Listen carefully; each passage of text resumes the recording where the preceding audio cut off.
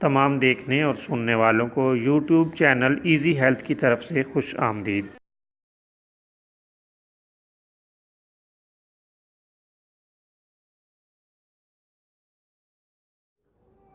دوستو، آج کی اس ویڈیو میں آپ کو کانوں کے درد کے لیے ایک اور نسخہ بتایا جائے گا۔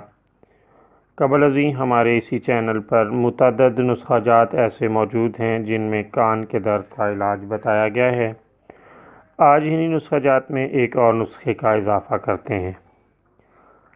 سرس اور آم کے پتوں کا رس نکال لیں اور برابر وزن میں ملا لیں اور نیم گرم کر کے کان میں ڈالیں۔ اللہ تعالیٰ کے فضل سے فوراً آرام آ جائے گا۔